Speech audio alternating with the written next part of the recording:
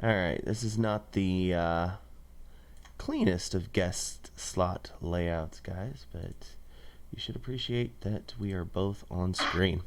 All right.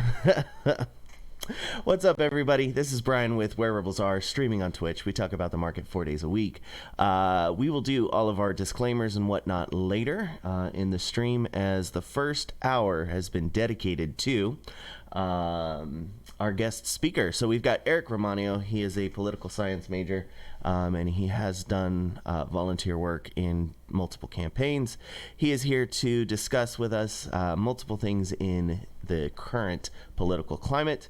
As you guys have requested, we're going to get some insight on U.S. politics, and nobody that I know, well, there's maybe two people, but nobody that I know knows more than Eric in regard to what's going on in U.S. politics.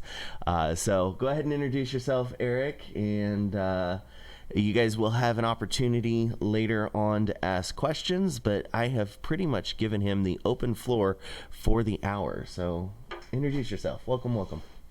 Thank you very much. Thank you to Brian just for hosting me. Thank you to everybody for coming on and for your interest that caused us to develop this segment. So I appreciate it. My name is Eric Romanio. I have donated to and volunteered for both federal candidates, the Senate candidates, both Scott Kelly and Kirsten Sinema. I did a little bit of organizing during the general campaign and the primary campaign in 2020, and I have participated in some local and statewide elections as well. I was able to organize for a superintendent campaign as far back as 2012 when I was back in college. So I don't have much formal employment in the industry, but long term, my goal is to develop enough managerial expertise to participate in the policy process. And in the meantime, just while I develop project management skills and things like that, I've tried to keep on top of both political developments and policy developments. And so as an amateur, I kind of consider it responsibility to try to translate, since I take it upon myself to spend that much time in the weeds of this stuff. I take it upon myself to try to translate that information to the general audience that is my friends, my network. And so that's how Brian became familiar with just sort of my views and my degree of expertise. And from here, I'm really happy to share my thoughts. Brian had let me know that the audience in general is really interested in both the scope of U.S. politics in general, as well as kind of the near-term future and medium-term future in the wake of the election. I figure that is probably the best place to start is the 2020 results. Is that where you would want to start, Brian? Yeah, I definitely know that within our group, there's a lot of questions surrounding the chatter that we're getting on Twitter versus the rest of the media, saying, Trump is kind of blowing it out his ass right now. So the question is, is specifically in regard to how likely is a power struggle in this transitionary period? I would rate it as extremely unlikely. The Black Swan event would be, and this is dangerous, and why it's playing with fire to even allege that there was widespread fraud. And to be clear, there is no evidence of that. But to allege that there was widespread fraud, it leads to the possibility that somebody will decide to try to remedy the problem themselves. And that is something that's unpredictable, and therefore that's why these allegations are serious and shouldn't be tossed around. But in general, the incentive structure is such that talking heads, media personalities, and people who want an electoral future in the Republican Party, they have every incentive to play up the allegations, to play ball, to say that the president was wronged in some way. Even those who might be uncomfortable alleging widespread fraud, and this is common even among my contacts among more establishment Republican circles, would be that basically even mealy-mouthed excuses to the effect of, well, if there were any improprieties, they should be investigated, that kind of thing. They have every incentive to do that because the base is really, really activated by that message right now, and Donald Trump has a through line directly to them. There's no interrupting his message. And so they aren't able to bypass it. They aren't able really to counter message because they'll just get swamped by the messaging structure that the conservative movement has built. And so that entire movement is going to be activated by that message. That's true. However, the institutional Republicans that are actually in positions of power, from governors, secretaries of state, senators, they really don't have an incentive to play along to the same degree. They definitely don't have an incentive. They have their positions of power, so they don't really have any reason to gamble that structure on the possibility of general unrest, of millions of people turning out in the streets because the duly elected president is not taking office. That kind of conflict causing is too risky for people who are going to be risk averse, since they have positions of power that they can wield already. Sure. So it's an interesting dichotomy where the movement is probably going to stew on this issue for a while, and I bet that you're going to have people who 20 years later, just like you've got people who still get angry when you mention Bush v. Gore for better reason, but you get people who still get rankled about that. There's going to be plenty of people who walk away from this saying 2020 was a stolen election. But the history books will record that Joe Biden won. And the real risk is just, if there's continued loss of faith in institutions, then that decay sets in over time. And so it's not so much that this election will be overturned, but that it sets the stage for there to be less and less faith in the results of future elections, which is hard to control. Sure. I mean, on that note, I can definitely see an escalation over time. Mm-hmm. Since you brought up Bush v. Gore, what are your thoughts on the fact that this is kind of a long coming battle that people have in regard to the results of the election and the integrity of what our results are? Yeah. It's partly made difficult because the Constitution actually gives the authority over elections to the states. Mm-hmm. So one of the things that becomes difficult is the different rules in different states. People will take information and run with. And so this state requires signature matching and this state does not. And so it would be nice if we could get to a point where there was bipartisan agreement over what standards for elections could restore faith. Even though it's cliche to talk about, reaching across the aisle and things like that. That's mostly gone out of vogue since the late 90s during the West Wing heydays, where everything could be purple.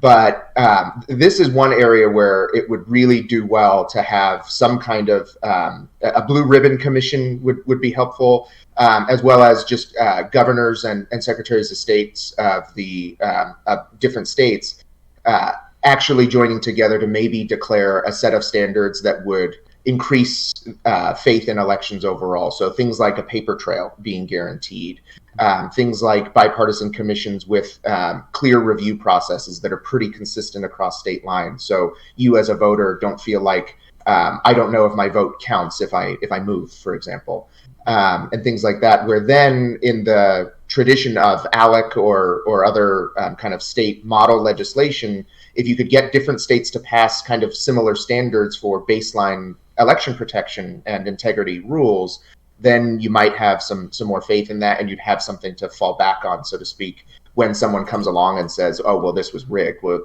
no, the process that we are all familiar with and can all kind of attest to in our own communities, that was followed.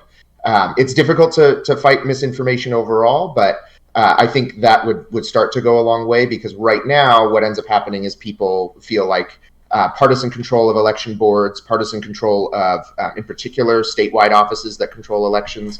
That kind of thing means that people automatically, as with Bush v. Gore, where the campaign chair of the state was also the Secretary of State in charge of certifying the results.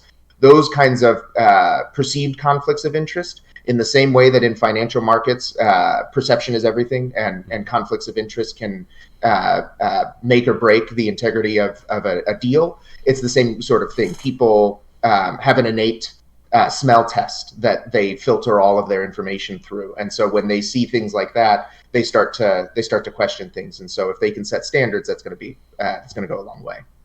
That definitely makes a lot of sense. So, I want to reassure the community. You guys will have an opportunity to ask questions. I did make an adjustment to channel points. So, if you have a specific question for Eric, please highlight it so that I don't lose track of it. And we'll go back. Lord Mark, those are great comments, but we'll leave that to the community for now. My last guided question, and then I'm going to put you in pretty much the full driver's seat, Eric. I am, because we're on the internet, because this is now broadcast out to the ether, I'd like you to kind of elaborate on how quickly you dismissed the allegations of voter fraud. I'm sure you've seen it, but online communities are taking hold and running with a lot of things.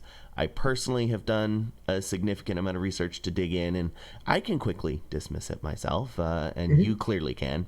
But why or what should someone else be looking to be able to have a little bit more comfort in the results of our election, and how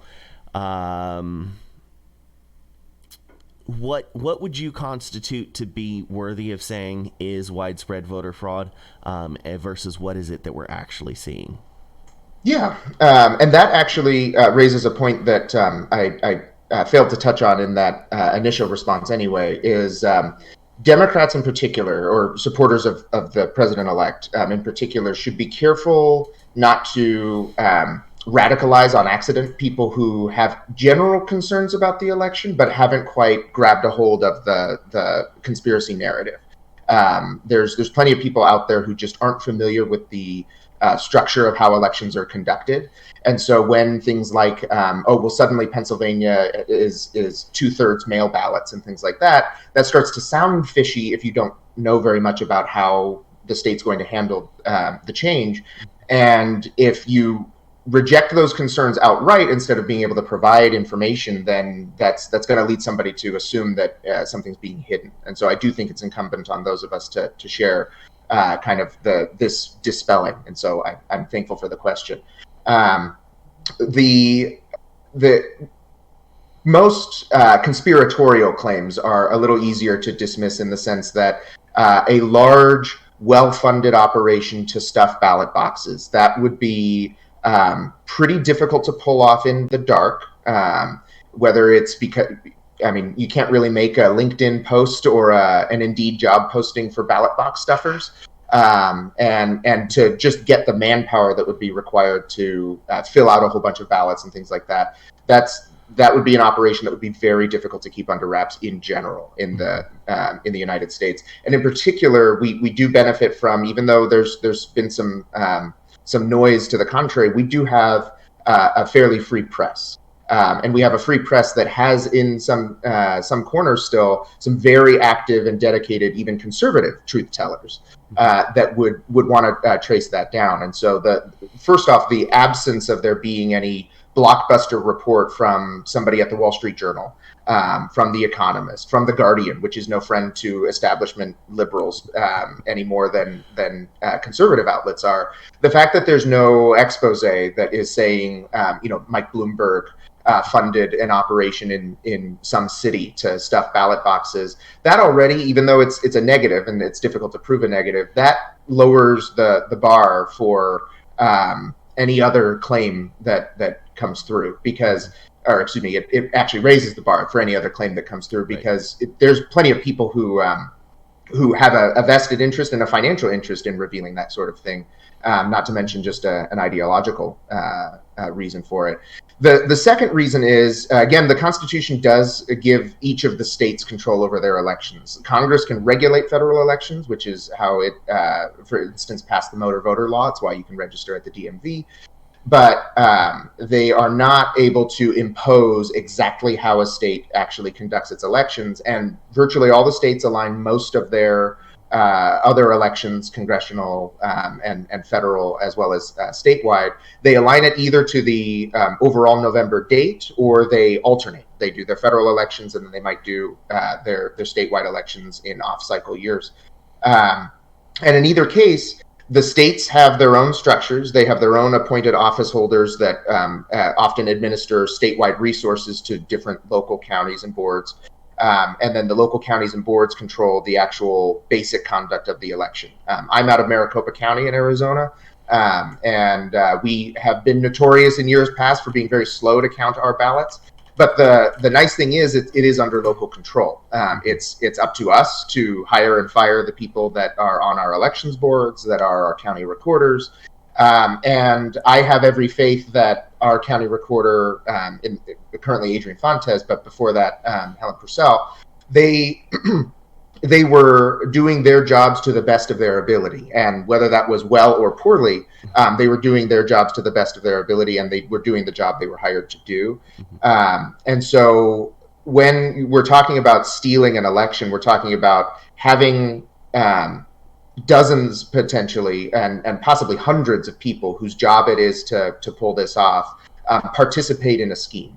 And so for that to happen in enough communities and in enough states to turn the tide of the election, even though the election roughly followed the overall pattern of 2016, just with juiced turnout, really, really weakens the claim of voter fraud as well. The one area where there's the tiniest bit of legitimacy, and this is where I say we would grant maybe either an investigation or some kind of SOP to claims of concern, would be with vote by mail. I understand that people have their concerns about, well, what if a ballot is sent to somebody and that's not who's living at that address anymore? What if my elderly parent lives with me and I decide to intercept their ballot and fill it out for them? It's true that there could be limited cases of that, and certainly it's likely that we will find that there's at least a few motivated actors who did that on either side. And in fact, the few stories that came out, there's both Trump votes and Biden votes where there's been ballots that were signed by people who were not actually the voter in question. But again, that is an exception that proves the rule.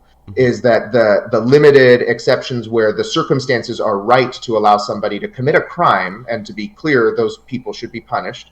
But the fact that it's vulnerable to those isolated one-off instances where the circumstances make it possible to cast one invalid ballot, that's not the same as being able to cast tens of thousands or hundreds of thousands of ballots. That would require being able to intercept many, many ballots in transit, which we have no evidence of. In fact, the Postal Service redoubled its efforts by court order to deliver as many ballots as possible, and they didn't complain about any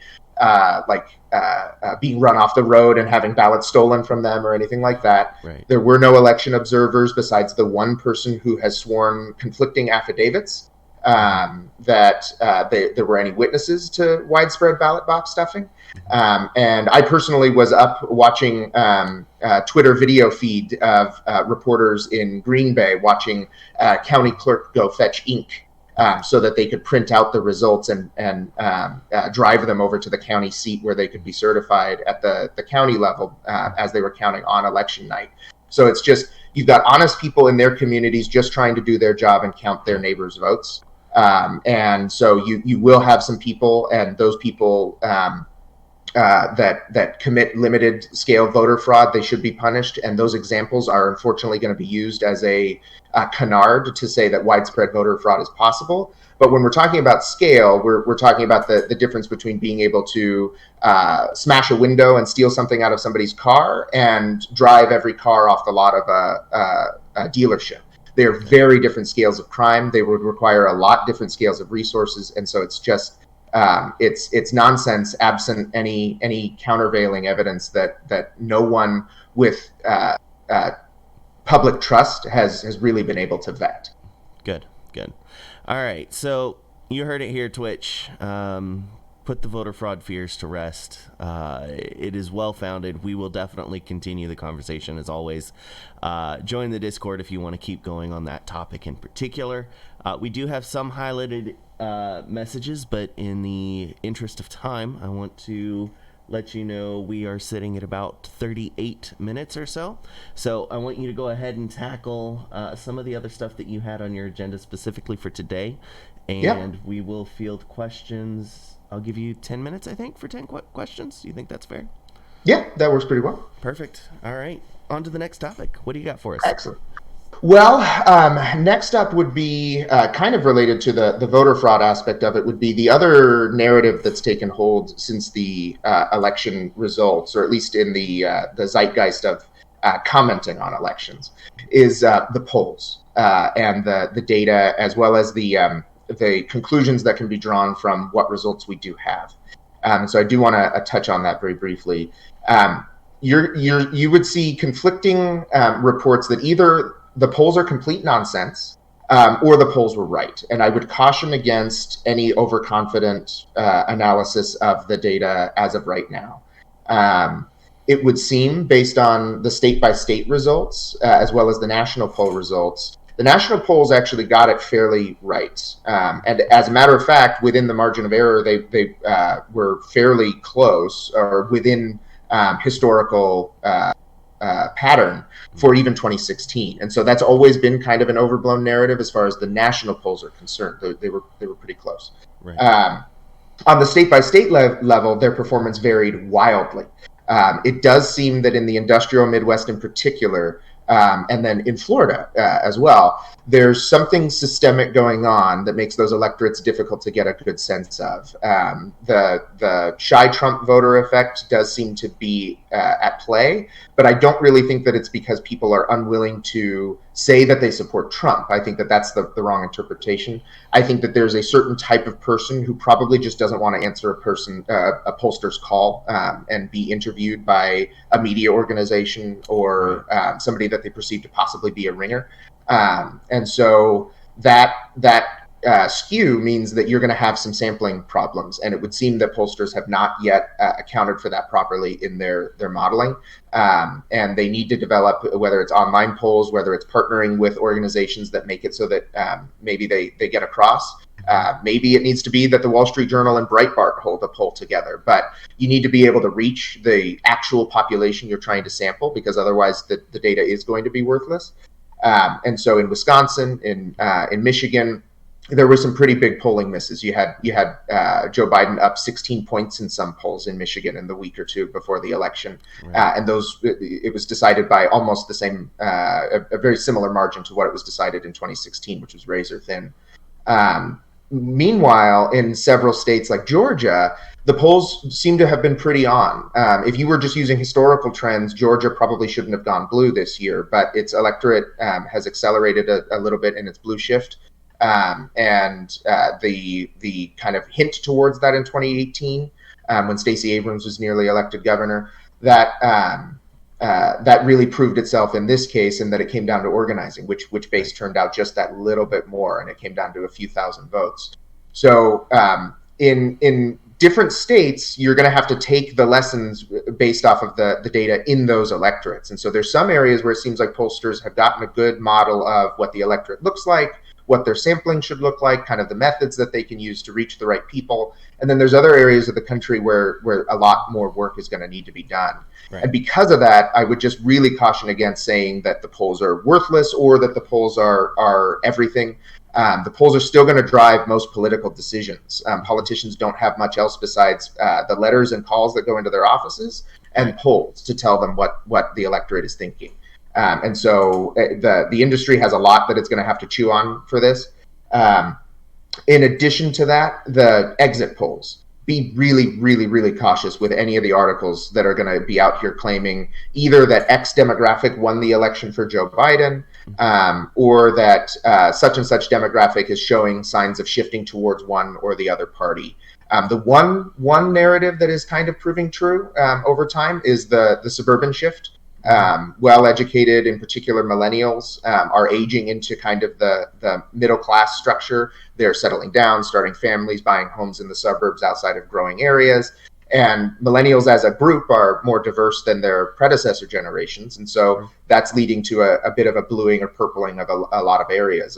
I'm originally from Orange County, and that is one of the bedrock Republican strongholds that has suddenly shifted to being more purple and elects people like Katie Porter to Congress because the makeup of the suburbs is in fact changing. However, the different shape, literally and figuratively, of individual districts is going to determine a lot. And so those suburbs, that's a little bit more up in the air. It's the average Republican voter is still wealthier than the average Democratic voter, actually. And so that shift is slow, but happening over time. For most of the other demographic analyses, the exit polls are mostly dependent on in-person interviews as you leave the poll, hence exit. And they are also, even though they tried to adapt around the circumstances of the pandemic, that it's just, this word's been thrown around too much this year, but it is unprecedented. And so the industry doesn't have the ability to really debrief on this until they get a longer time with the numbers. So things like Trump is more popular among Latinos than any other Republican. Trump's doing better among Black men than any other Republican. That may end up proving true in the long form analysis, but those are moves on the margins of limited demographics for whom we have limited samples. Right. And so overreading into those interpretations and saying, oh, okay, so Democrats are going to have trouble with Latinos in the next election, that may or may not prove true. It's going to depend in large part on, once you dig into those numbers and add more data to them, is that proving true? And then B, where is that coming from? Is that a messaging problem? Is that an identity problem? Is that a policy problem? And so just in general, the election commentary industry loves to give quick, snappy, and confident answers to things. And in all areas where it's data, where it's based on data and polling data, I would exercise caution, not because they're not valuable, but because this year in particular, kind of the rules have all been thrown up into the air. And so I would sort of hold for more information to come through and add to your priors before you decide to extrapolate any patterns out. Right. I will add a note to that as a statistician, and in fact, I love numbers. Figures never lie, but liars know how to figure.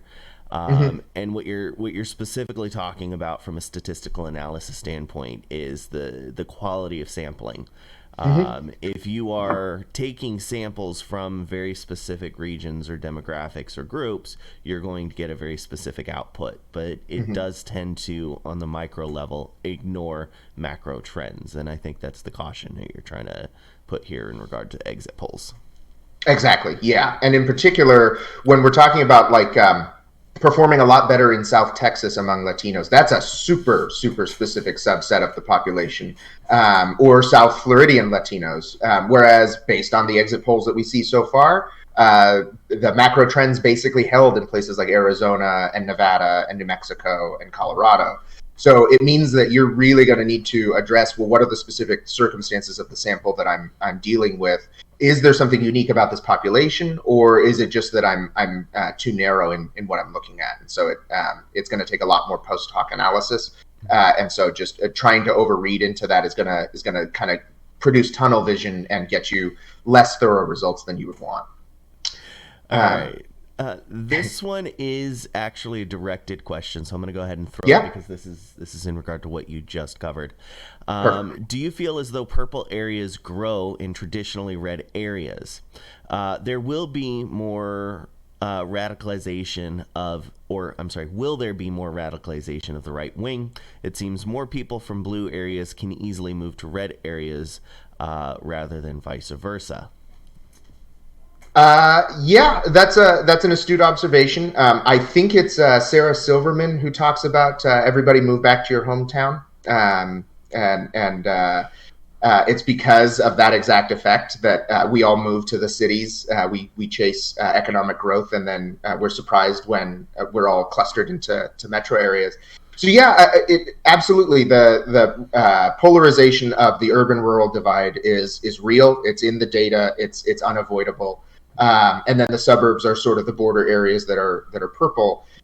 Do purple areas grow mostly out of red areas? I would think so, and that is partly a function of the fact that there is a lot of blue concentrated in cities that is slowly starting to move outward, whereas the red is wide open spaces. And it is true that if you move a few people into a less densely populated area, you're having a bigger effect on the average than if you move one Republican family into downtown Brooklyn. by the law of numbers. So it's true that I think that there is a lower threshold for seeing that change take effect geographically in purple areas.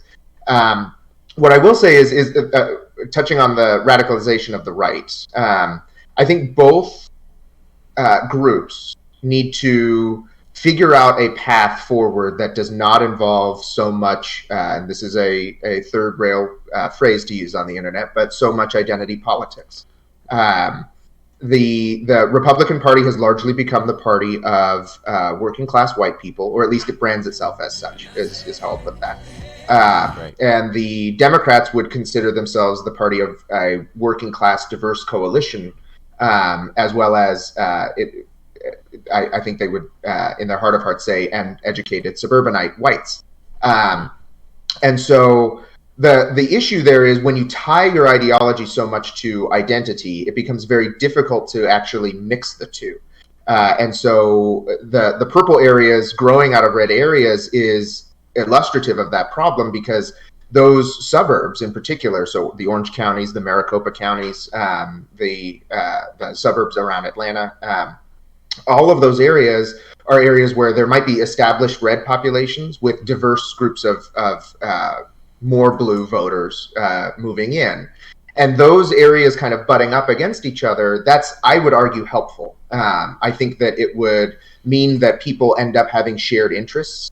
One of the big things we've lost, part of the reason that legislation doesn't move forward as much anymore, is that there used to be progressive coalitions in Congress that stretched across parties because they happen to share interests, and vice versa, conservative interests in Congress that happen to stretch across parties, often because of geographic similarity. So you'd have mountain states and southern farmer states united on something only because they happen to share the interest, even though they were of different parties. They might even be of different ideologies, but they ended up working on a lot of the same issues because those issues happen to affect their constituents more directly. Now, because we have these two parties that are representing different identity groups altogether with arguably entirely different perceived interests, it means that they are pursuing completely different paths altogether. And the only way that you're really able to build coalitions is around having the identity groups that you're serving see at least some common cause. And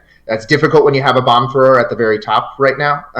But I do think that there's the opportunity in coming years, between coronavirus, between climate change, between different things, there are the openings to set the stage for saying we do have common interests. And so even though we're going to disagree on specifics, we can agree on temperament. We can agree on basic well-being issues that cut across identity lines. And so that's going to be the challenge, I think, in particular for Democrats. Do the parties continue to radicalize? That was actually something I was going to get to. The biggest long-term risk to American politics right now is mutual counter-radicalization. This is how civil wars start. This is how internecine conflict starts, and in particular in large, diverse democracies. Once the ball gets rolling, it's hard to stop, and so it's going to take conscious effort on the part of both parties to make a change to this, because what ends up happening is one side, and I will say, from my perspective, I am biased, but I do think the Republican Party is far worse at this. That's true. For the longest time, they've been an obstinate parliamentary-style party that wants to stop its opposition from getting anything done, and has no respect for the legitimacy of its policy program. That's true. However, the net effect on Democrats has been to create the incentive to act no different. The rallying cry at this point is something along the lines of, well, if they do that, why don't we stand up for ourselves? Why don't we full-throatedly support our policy preferences? And why don't we use every weapon at our disposal, including, if we need to, delegitimize our opponents, every weapon at our disposal to stand up for our voters because we are right. Mm-hmm. And it's tempting. It's understandable. I have a great deal of sympathy for that. The problem there is then you end up playing into the narrative of your extreme opposition, and your extreme opposition is able to say, well, the socialists are going to take over, and they're going to turn out in the streets. They will call you racist, even if you're not racist. All of the things that you see them tell each other, and they end up giving into radicalization all the more, and Sure. and it just ends up in a tit for tat cycle. So that the tragedy of the Democratic position right now is that they end up having to both be the responsible party and try to fight for themselves in elections. And that's going to be the needle they need to thread over the next 4 years, is that progressives are going to be chomping at the bit for as much of a push as possible for their policy program. I think that the election results are showing that that is going to be a harder sell to the wider American electorate than they are banking on. And the what I don't want to see is progressives end up giving up on any mutual conciliation in the name of fighting for their priorities, because then at that point, I don't see Congress moving forward on any real legislation. I don't really see that the parties are engaged in any activity besides basically as much one-upmanship as possible until one of them draws all three institutions of government again. And our structures are not built to operate parliamentary style, and both parties are trending towards acting like parliamentary parties. So either they need to agree to change the system, or they're signing up for complete deadlock, and eventually that deadlock is going to create tension that boils over. And so I would encourage either party, if I could sit down with the DNC or the RNC and say, you really need to figure out a way to pump the brakes. But I understand the incentives are where they are. That definitely makes sense. All right. Do you have anything else on your agenda for today? Yeah. So beyond the election, I wanted to touch base on just kind of policy expectations for the coming year in particular. I think trying to predict much further out than that is kind of folly, in large part because the presidency as well as Congress tends to respond to events as they unfold. So we just won't be able to predict those events. But the next year, depending on the outcome of the Georgia runoffs, is going to either be middling for legislation or really poor for legislation, to be quite honest. If the Republicans sweep the Georgia runoffs, there's 2 seats to be voted on in January. If they sweep them, then they'll retain majority control of the Senate and will be in a position to basically stop any legislation that the House Democratic majority passes and that the Democratic president wants to sign. And so they'll be really in a position to exercise leverage and stop any legislation that's not acceptable to the Republican coalition. That's gonna cut the sails of quite a lot of the biggest ambitions of the Democratic platform. Right. Even if the Democrats sweep the 2 Georgia seats, which is a tall order but not impossible given the results we had in November, it is possible that they will have a 50-seat tie with Vice President Kamala Harris making the 51st vote and a Democratic majority. That would be a very, very thin majority that I would say is unlikely to vote to get rid of the filibuster, so it would probably still be subject to a lot of Republican interference. And even allowing for getting rid of the filibuster, there's a lot of Democrats, and this actually touches on that question from before. There's a lot of Democrats that are coming from purple areas that grew out of red areas. Right. My senators, Scott Kelly and Kyrsten Sinema. You've still got good old Joe Manchin out in West Virginia, of all places, the arguably the last legacy of the Southern Democrats. And possibly 2 senators from Georgia, which will have been elected almost certainly by margins of hundreds or thousands of votes. Right. And so between those senators, you'd have a lot of incentive not to really go too far to the left. You'd have a lot of incentive to try to show that you work across party lines because you want to keep your voters that often gave you a chance. You want to keep those voters happy. So even in the outcome where the Democrats end up winning both chambers, it's very likely that those senators are going to hold the cards. They're going to be the median Senate vote. They're going to try to bring across a Susan Collins or a Mitt Romney on legislation that they support. And so that will often mean that the most extreme, so-called extreme version of the bill is unlikely to make it through the Senate either. So in general, Anybody who's looking for a Green New Deal, anybody who's looking for a massive stimulus project, I just think is going to need to temper their expectations just looking at those election results. However, where the activity is likely to be strongest is going to be the imperial presidency. Barack Obama expanded the use of what he called pen and phone governing after 2014. And even though Republicans derided him for it, his successor, Donald Trump, definitely adopted the same thing, basically ruling with maximal interpretation of federal rulemaking authority and the executive's ability to direct agencies to use their power that's been delegated by Congress to the fullest extent possible. And so I fully expect that Joe Biden is going to do exactly the same thing. And in particular, he's going to lean into the areas where he has the highest amount of authority and the highest ability to deliver on campaign promises that he made to a mixed coalition that he has to please both conservative members of and progressive members of. So just to kind of overview the expectations there, I would definitely expect quite a lot of action on the environment, on climate change. The federal government has quite a lot of land that energy developers would like to drill on, and Joe Biden has promised to issue a moratorium on new leases for that purpose. So that's going to crimp some fossil fuel sales. He's appointed a star, John Kerry, to be the climate czar, and whatever you think of John Kerry as a public speaker, he is a very powerful voice to have in that position. And so I think that putting somebody that advanced into the spot means that he plans on having a marquee role. It's very likely that we'll re-enter the Paris Climate Accord. It's very likely that we will reverse some of the rulings at the EPA that interpreted not having authority to regulate a wider range of emissions. So there's just quite a lot of things that can be just rule driven based off of the executive through the Clean Air Act and the Clean Water Act to restore the Clean Power Plan. There's a lot of climate change executive action that can go through without legislation in Congress. Where legislation is going to be really, really needed is going to be any broad investments in regridding any communities.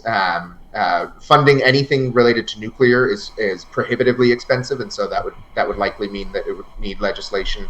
But between Jennifer Granholm at Energy, where she has a lot of familiarity with the auto industry, she was governor of Michigan. She is in a position to really work on emission standards and the overall delivery systems. And John Kerry is in a position to really negotiate a global response on climate change. There's a lot of action that can happen without Congress on that issue. Beyond that, immigration is another area where the executive has primacy. The Constitution as well as the Congress have basically handed the reins on immigration to the presidency.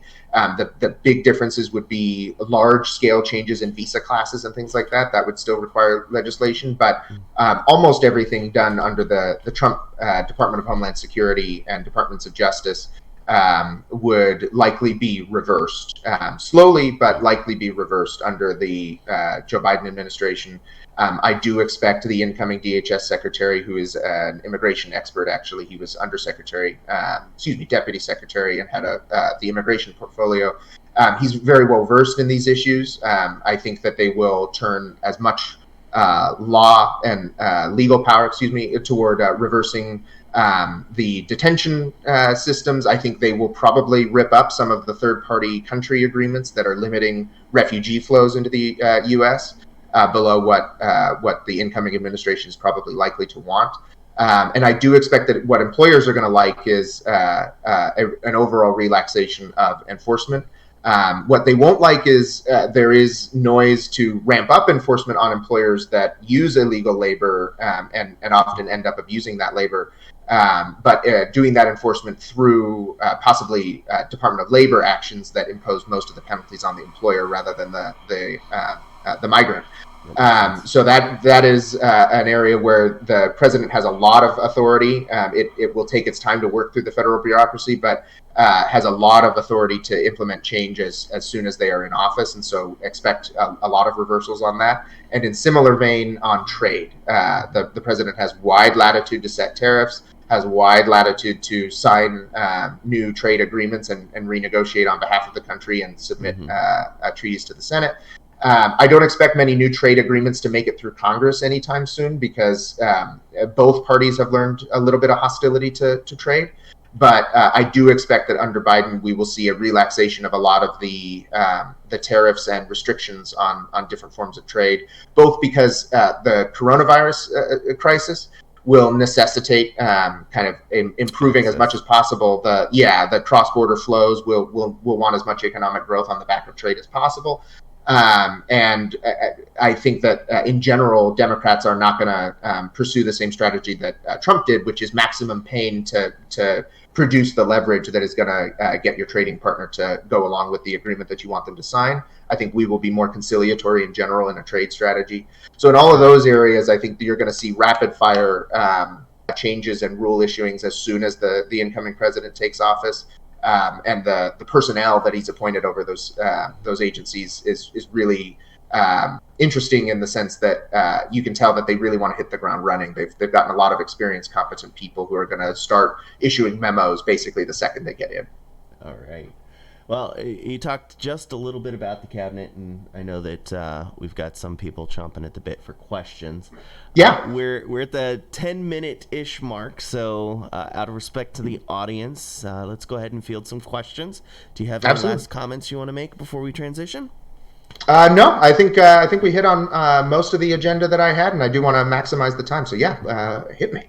Perfect. All right. So this piggybacks a little bit on the first question that we interjected with. This was actually asked before, but to what degree do you think Trump's rule is just the natural progression for the modern GOP versus hijacking by the alt-right and extreme wings of the party? Was something like this likely to happen regardless, or should Trump be considered an anomaly to the party? That's a very, very good question.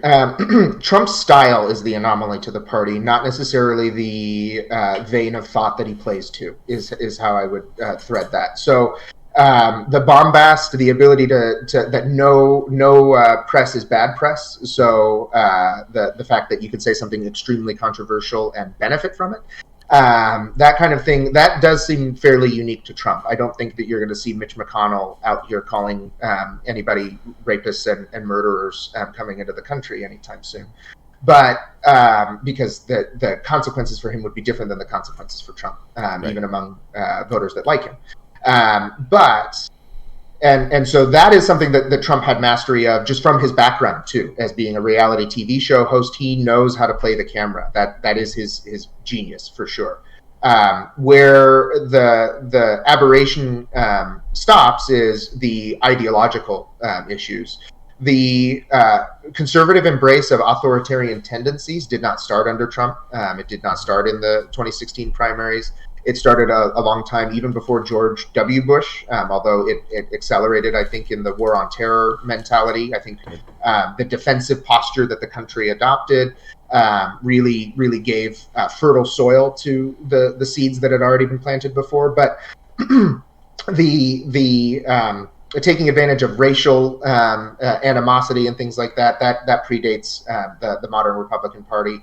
So what I would say is I do think that someone like Trump was inevitable, and that the overall message of it's okay that you don't like Democrats. It's okay that you are really, really defensive to the point of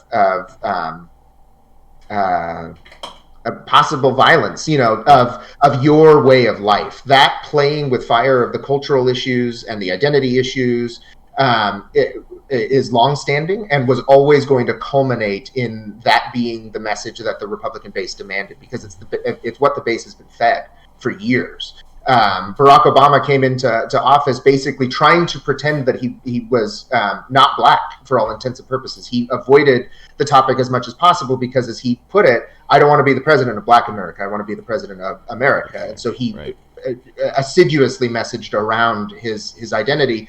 And yet still the Republican establishment fed their voters a line of, this is a socialist who hates this country because of his upbringing and wants to destroy America. And so as long as that line is being fed, that is what voters are going to expect in practice from the people that they elect, presumably to go fight and defend them from that enemy. From the radicals. And so exactly. And so that radical fear is the Republican Party. And until they figure out a different incentive structure that allows them to separate from that message, they are what Jefferson said about slavery. They are a hold of the tiger. They cannot let go, but they dare not hang on. And that's basically where they are. And so even though Trump will probably fade, I think that his hold over Republican legislators and officials is going to completely collapse after he's out of office. But his ability to rile a base that has been primed to expect that all of their politicians are in this for a civil war without shooting, for blood, they will continue to expect that kind of verve from their elected officials. All right. Well, thank you, Filthy Cash. Good question there. Yeah, very good. A second question here from Lord Merck says, if the GOP is so concerned about fraud and exploiting the systems, so this is way back in our conversation, exploiting the systems that states establish, why do they fall back to more archaic methods of voting that are easier to manipulate or prone to human error instead of embracing a more technological solution? That's an interesting question. I think that there's an inherent overlap of general mistrust and mistrust of technology. So I do think that it makes it difficult to bear hug, for example, blockchain voting machines protected by as state-of-the-art security as possible. There's a hesitance to do something like that, or for that matter, some kind of very secure end-to-end encryption voting app that you could install and know for a fact that it's installed to that person's phone or whatnot. Those technology solutions sound perfectly acceptable to those of us that kind of live in this world, live online and deal with technology on a day-to-day basis, both for just demographic reasons. The Republican coalition is a little bit older, actually a lot older than the Democratic coalition, but also I think because there is a sense that big tech is biased against conservatives. I think that there's a big barrier to being able to embrace technology solutions for these kinds of problems. It would be the simplest answer. I also think that there is a sort of common sense acceptance of like a paper trail, signature verification, photo ID that you bring to the polling place and compare to your actual face. Those old school methods are comfortable and they make inherent sense to people that aren't familiar with the alternative solutions that take a longer time to explain. And so I just think that it's certainly possible that especially a future generation of Republican leaders will say, no, if we implement these things, then we'll be helped. The more cynical interpretation, and I think that for some this is true, but I don't want to assign malice to everybody. So that's why there are legitimate reasons that they just don't trust technology. The cynical way would be, though, that there are Republicans who openly have said they would prefer fewer people vote because that means that more conservative candidates tend to win. And so that too, where if you had a surefire, secure way to make sure that everybody could vote as long as they had an internet connection, that would tend to damage that goal. And so for those who really do want to suppress votes, technology solutions are not convenient. It happens to be that they are bedfellows with people who just also don't like technology in general. Fair enough. Good answer. All right. Purpful says, curious if you've ever read The Storm Before the Calm by George Freeman. If so, what's your take on it? Mostly in regard to the thought that 2024 is going to result in a drastically different president than what we've seen before, and that Trump was not actually the true change for that direction, or Obama for that matter. Have you read that? I admit that I have not. So I actually want to take that away and run with it. Maybe if I can come back, I can share more thorough thoughts. I do, though, agree that the thought that the 2016 campaign was a realignment election is a complete misread of that. We don't have the time to get into all the reasons for that, but in general, I happen to agree that the Trump as a change president is not quite right. I would argue that his style is aberrant, but in general, it was the votes fell along predictable lines, the coalitions fell along predictable lines, and it so happens that we had someone grossly inadequate to the role take that role. But I agree that there's a lot of tension yet to be released in the political system that future elections are going to have to grapple with. All right. Well, thank you, Purple, for that question. I Very much. went ahead and copied the comment to you so you don't lose track of the book. Thank you. Square Kangaroo says Democrats have been reaching across the aisle. He's overseas, too, and he likes to comment a lot. Anyways, what's up, Square? Good to see you. Democrats have been reaching across the aisle for too long and got nothing significant out of it. On the other hand, McConnell's unwillingness to compromise during the Obama era saw him go from a minority leader with 41 seats to the majority with 54, with 2 more Supreme Court judges as well. Such a good payoff for being a political roadblock. I'm not sure there's a question there, Square. Well, I take the point though, and that is where I was addressing the understandable desire among progressives to fight like hell. I get that because of that exact reason. Why not pull every lever? This is Game of Thrones here, and McConnell pulled off the red wedding when it came to the Supreme Court. So it's difficult. What I will say is one thing is rough. The system rewards obstinacy more than it rewards anything else.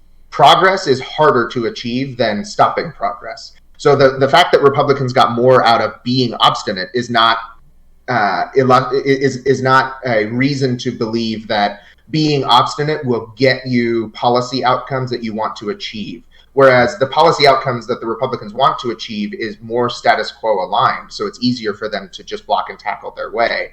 Our job is to actually score the touchdown. Their job is to just push us back. Right. So the difficulty with the asymmetric war that's at play here is that, yes, McConnell did get more out of being obstinate than Democrats necessarily got out of trying to reach across the aisle.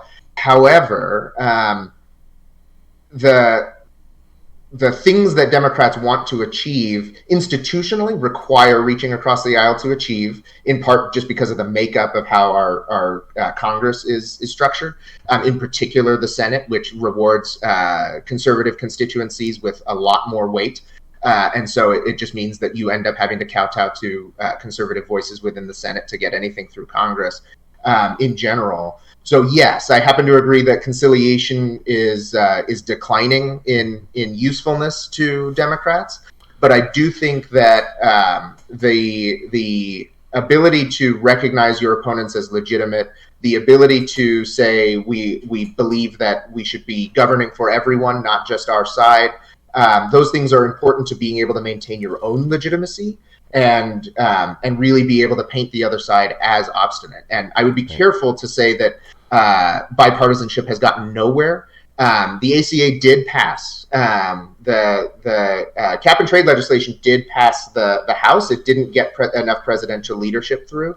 And so I would say that Barack Obama as a president probably didn't fight hard enough for some of the legislative achievements he could have had in his first several years when he had more of a Congress on his side. But Democrats should be cautious about believing that the same tactics that work for Republicans are going to work for themselves, because the whole reason those tactics work for Republicans is that they're tailored to the goals that they have. Democrats want to actually build on something, and that is going to require having to build a broader coalition. It's not fair, to be quite honest, but it does mean that they have to consider the fact that you don't want to chase away your natural allies either. Right. Can't lose sight of your audience.